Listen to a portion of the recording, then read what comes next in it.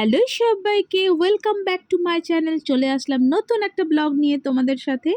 আর আজকে স্যাটারডে, মানে আমার মেয়ের স্কুল ছুটি। তো ফার্স্টে সকালবেলা উঠে আমি ফ্রেশ হয়ে যে কাজটা করে নিয়েছি সেটা হচ্ছে আমি আমার কাজ নিয়ে বসেছিলাম। তারপর ওটা কমপ্লিট করে সোজা চলে এসেছি মেয়েকে পড়াতে। আর ওর পড়াশোনাটা কমপ্লিট করে নিয়ে তারপর আমি চলে যাব অন্য কাজে। তো দেখতেই পাচ্ছ ওর পড়াশোনা করছে। তারপর চলে এসেছি ডিরেক্টলি রান্নাঘরে, কারণ এতটা সময় কিন্তু আমি পাই না প্রত্যেক দিন। তো সেই কারণে চলে এসেছি রান্নার কিছু কাজের গোছগাছ করতে। রান্নাঘরের সমস্ত কিছু একটু ওলটপালট করেছি, একটু গোছগাছ করব বলে।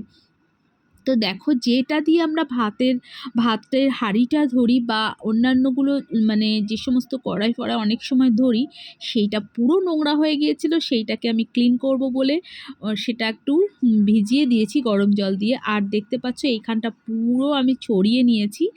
আর এখানটা আমি এখন গোছগাছ করব, পরিষ্কার পরিচ্ছন্ন করব। আর এইখানটাও আমি করব।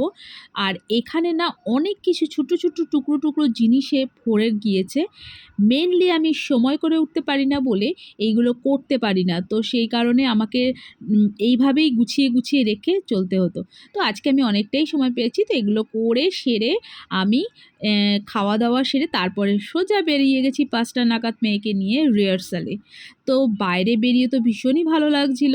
আর দেখো, আমাদের এখানে কিন্তু পয়লা বৈশাখে এই মেলাটা হবে।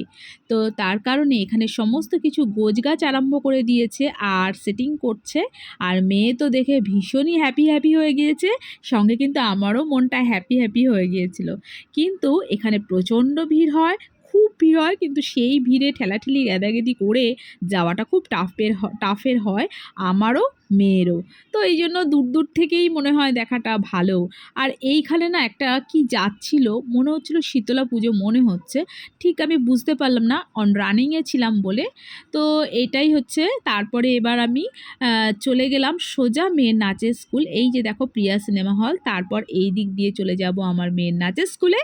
তো আজকে যেহেতু একটু জ্যাম ছিল, সেই জন্য একটু অন্য দিক দিয়ে ঘুরে চলে এলাম। তো তোমাদের আমার সারাদিনের ব্লগটা কেমন লাগলো আমাকে কিন্তু অবশ্যই জানিও। টাটা।